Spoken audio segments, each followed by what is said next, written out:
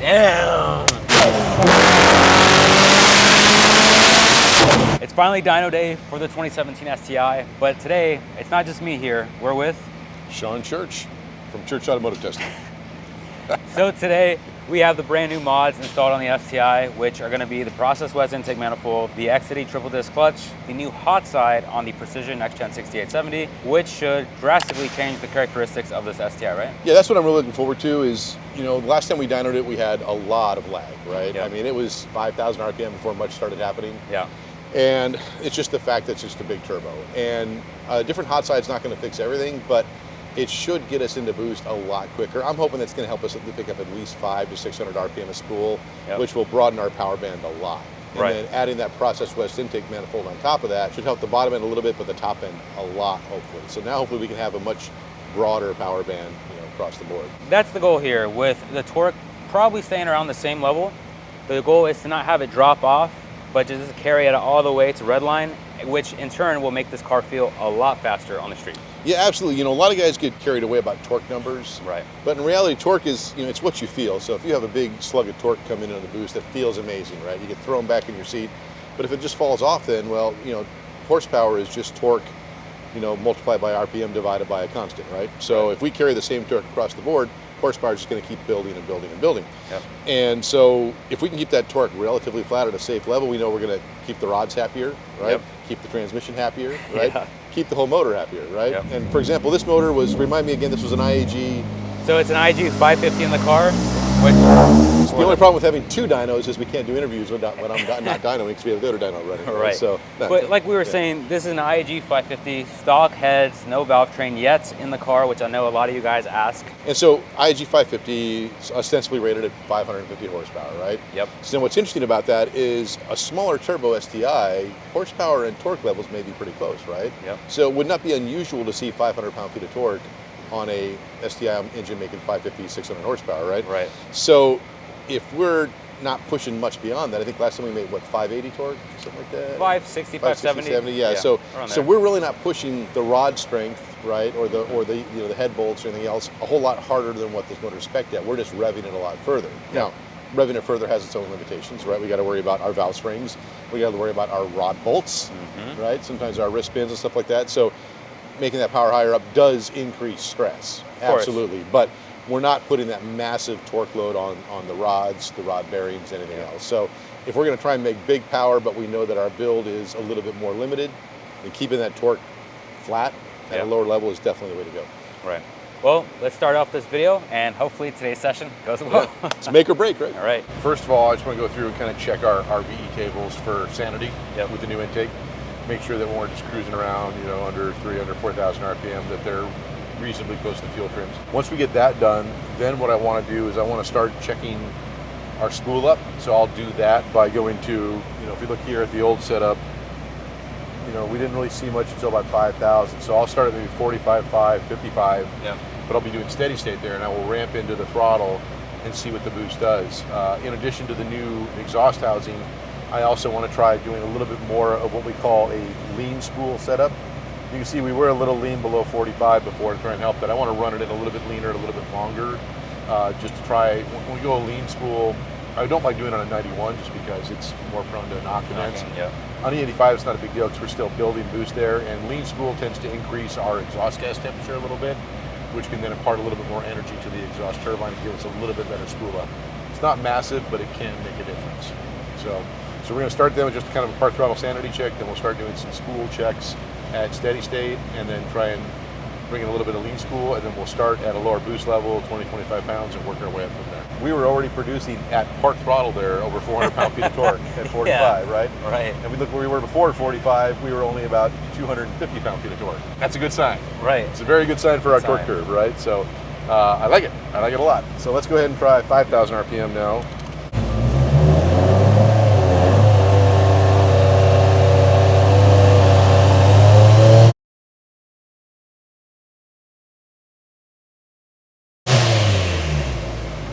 Very nice, right at 20 pounds. And we picked up a good 300 or 400 RPM spool, which was very good. I like it. I like it a lot. It's already 425 pound-feet of torque. And it's climbing. Yes. And it was actually controlled. So a lot of times, you know, we always worry about, are we going to overboost with a particular setup? The fact that we're running 21 pounds on a 20-pound spring during spool up means that everything's pretty well matched right now. We're not seeing any issues. So now we're at almost 600 horsepower at 24 and a half pounds, 25 pounds. Wow. Yeah. One thing I do a lot of, some tuners don't do this, I've always found it to be useful is, I think I may have mentioned this before, is I save a lot of files while I'm tuning. Yep. So every little change I make, I'll just save another version of the file. Sometimes you don't know if it's, you mess something else up, maybe you mishit a key someplace and something goes wrong. You don't have to go find it, you just want to revert back to your last known good file. It's just, you know. Bit of common practice. Yeah, and these files are small too, they're 30 or 40 kilobytes, so you can put a million of them on your laptop, and it's just easier to just go back to file than to go try and find out what you messed up, and you will mess stuff up.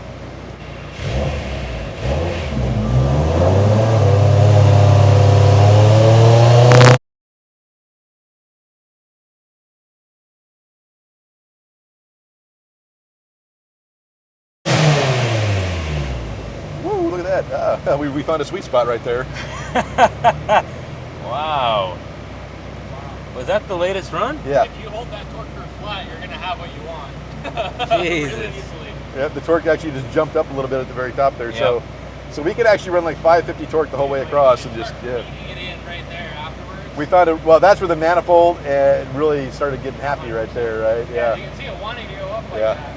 Yeah. Especially at the end too, you see it come back up as torque comes back up. Yeah. So let's see what our boost looked like up there at 7,000 RPM. So that was 38% on the wastegate, and it hit 29 PSI. So wait, how much boost were you running last time to hit the 680s? The last time we were here, we ran 37 PSI to make around the same power. Wow. Okay, so we're 30 Where you less at than, right now? under 30 pounds. Under 30 pounds. Under 30. Wow. That's efficiency. Yeah. So that's all manifold right there. Pretty That's much, a big yeah. choke point. And that's a smaller exhaust housing too. So Yeah. wow, that's amazing. That's great. That's really good. You're very fortunate to find one of these shoes at a good price. It's Yeah. Angel, if you're watching this, thank you.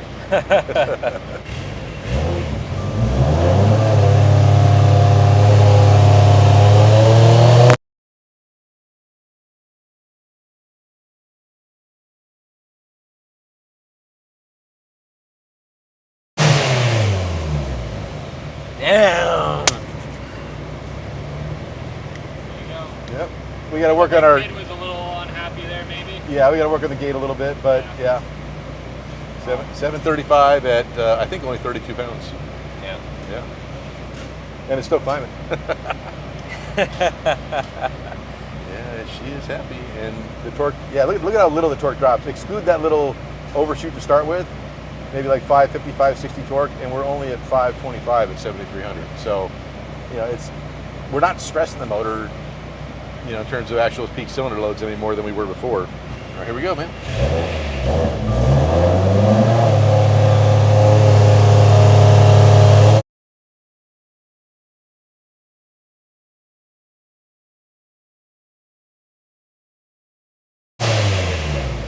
So yeah, look at that. Holy shit, man. That's the exact same parameters as we ran the old run at 688. Same load time, same ramp rate, everything.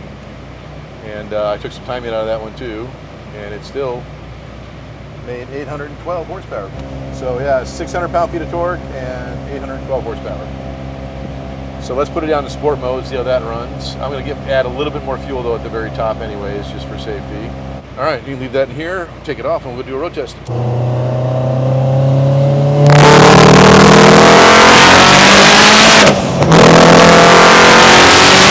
Oh my God. Quite a bit different, isn't it? Way different. My goodness. Hell yeah. It doesn't feel like it jumps up immediately and falls off a cliff. Right. Feels so much better. Comes in a lot smoother now, yeah. Oh yeah.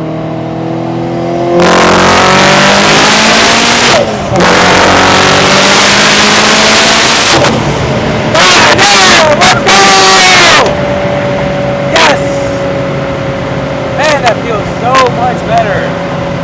Holy fuck. You did touch 35 at the top of fourth gear. Less boost, lots more power. That's great. Yeah.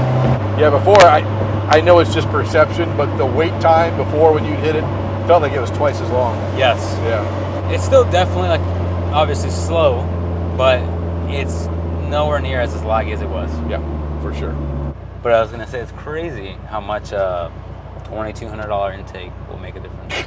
Yeah. Just a little bit. Just a little bit. Just change one part for these massive gains. Yeah. Yeah, with a lot of money, but yeah, it's for sure. What's amazing too is that, you know, I always look at manifold vacuum as a good measure of engine health. Yeah. Just, you know, general diagnostics, and we know that we're on a stock cam, so we should be blowing about 20 inches or minus 10 psi of manifold vacuum. And even if we're beating on it at this power level, we are still at pulling minus 10 psi of engine vacuum. So that means our ring seal is good, our valve seal is good, engine's still healthy.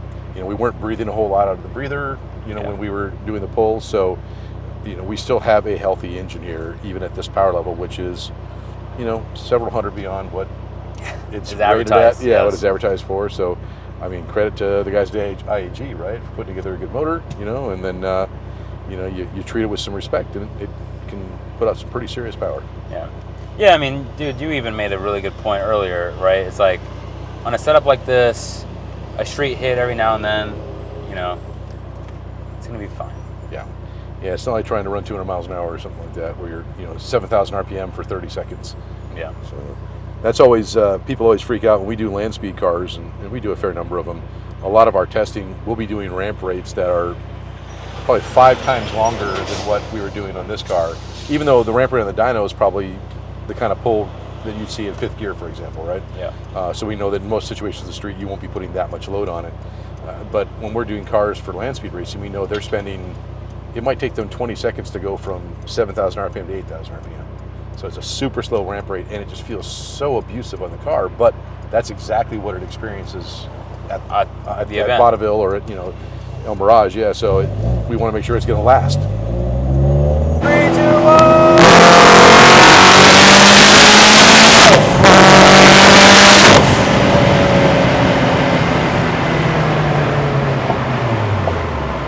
God damn.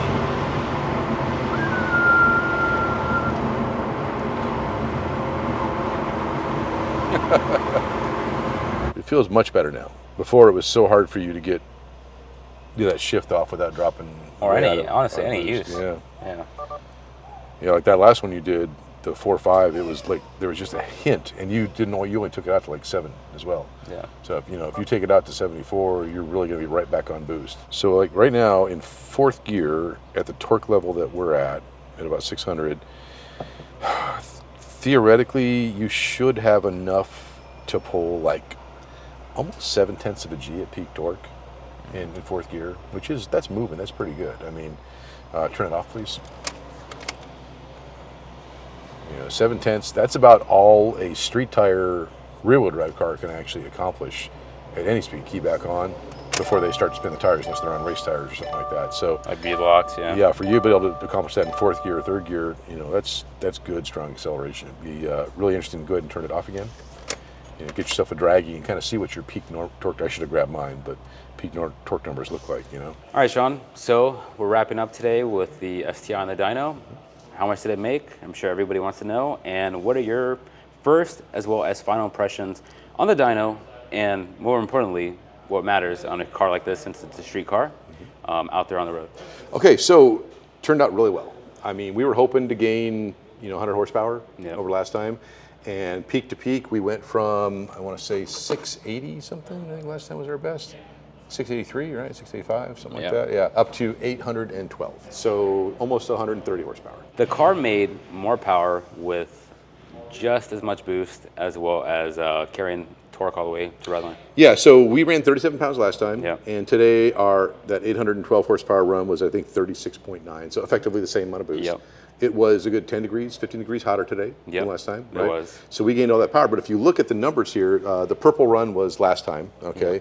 And our best run today was the dotted red run. But you'll notice that our torque numbers are not that far off. So last time we were making 575 pound-feet of torque. Today we were up close to 6, but only right at the very end there. Right. But I mean, really, we're talking about 5% more torque, right? But somehow we picked up 15% more power. Yeah. Right? Well, how do we do that? It's because, again, like you said, the torque did not fall off anymore. You're right. So the manifold did exactly what we hoped it would do. Right, as advertised. And then, since you got to experience the car now twice with the last setup and now this one on the street.